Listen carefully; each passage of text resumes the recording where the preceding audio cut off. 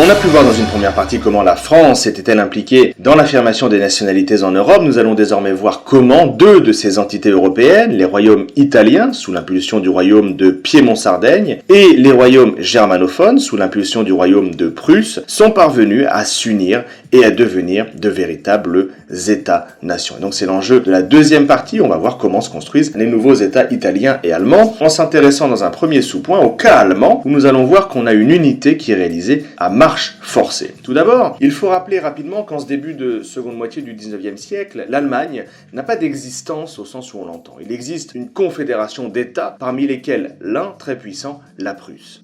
C'est cette Prusse qui va devenir leader de l'ensemble d'États qui formera à partir de 1871 l'Allemagne. C'est à Otto von Bismarck, comte de son État, que l'on doit l'unité allemande. Nous sommes fin 1862 quand le roi de Prusse Guillaume Ier appelle à la chancellerie Bismarck. Débute alors une alliance solide entre les deux hommes, alliance qui mènera à la formation de l'unité allemande moins de 10 ans plus tard. Comme vu plus haut, Bismarck va mener l'unification de l'Allemagne autour de Berlin, et ce, à marche forcée. Il n'hésite pas à provoquer une guerre avec l'Autriche, on l'a vu, Autriche qu'il vainc rapidement, enterrant à jamais les ambitions autrichiennes d'absorber l'Allemagne dans son empire vieillissant.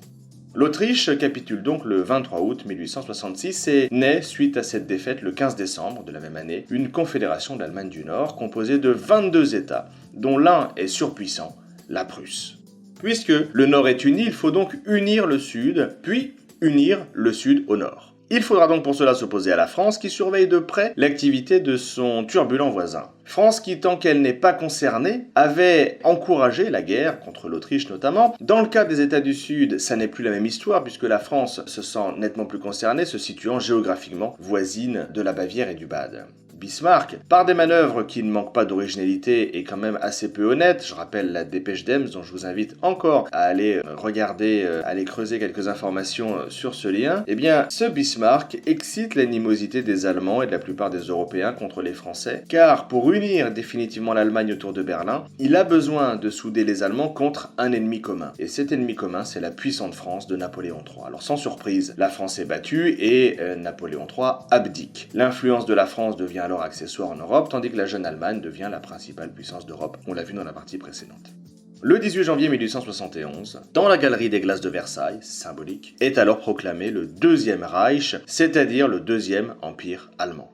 Guillaume Ier, roi de Prusse, devient ainsi Guillaume Ier, empereur d'Allemagne. Bismarck, avec poigne et à marche accélérée, est donc parvenu à unifier l'Allemagne en à peine 10 ans, et il gardera dans l'histoire un surnom éloquent, le chancelier de fer.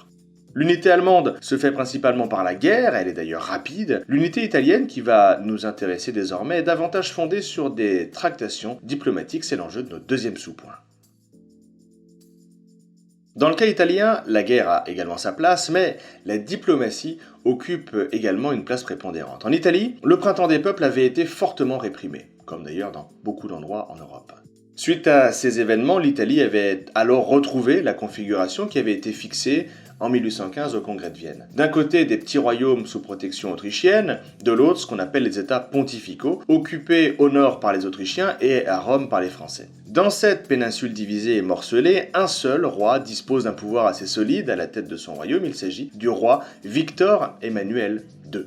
Celui-ci est à la tête du royaume de Piémont-Sardaigne. Alors, Victor Emmanuel II n'est pas seul, il travaille étroitement avec son principal ministre, Camillo Cavour.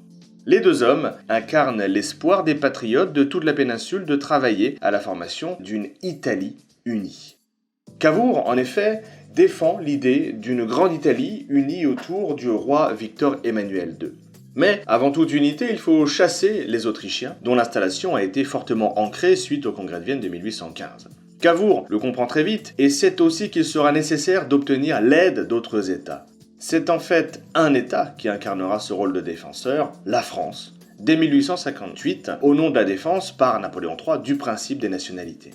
Alors en fin diplomate, Cavour avait depuis plusieurs années cultivé l'amitié avec les monarchies libérales que sont la France et le Royaume-Uni. Il avait notamment envoyé un signal fort à la France en la soutenant symboliquement lors de la guerre de Crimée de 1856. Mais les symboles ont une importance. C'est en juillet 1858 que Cavour rencontre secrètement Napoléon III et parvient à le convaincre d'apporter son aide militaire aux Piémontais dans ce qui semblait être devenu l'incontournable guerre à venir contre l'Autriche. Au terme de tractations débouchant sur des accords, notamment celui pour la France de recevoir la Savoie et Nice en cas de victoire, la France accepte de venir au secours du royaume de Piémont-Sardaigne en cas d'attaque autrichienne. Cette attaque a lieu comme prévu en 1859, les troupes françaises interviennent et parviennent à vaincre. Le coup d'envoi de l'unité italienne est lancé et la marche à l'unification amorcée. En 1861 naît officiellement le royaume d'Italie. L'unification se poursuit et prend fin avec la prise de Rome en 1870, ville immédiatement érigée en capitale de la Nouvelle-Italie. Ici, c'est donc via d'importantes tractations diplomatiques et donc au jeu diplomatique de Cavour, mené au départ de manière extrêmement intensive, puis laissant ensuite place aux armes. C'est donc grâce à ces tractations diplomatiques que l'Italie, morcelée, a pu lancer son unification et a pu finalement déboucher sur un pays uni. On s'était donc demandé dans ce chapitre comment la France avait-elle participé à la construction de nouveaux États européens entre 1848 et 1871. Nous avons pu dresser plusieurs constats durant notre étude dont voici les points principaux à retenir.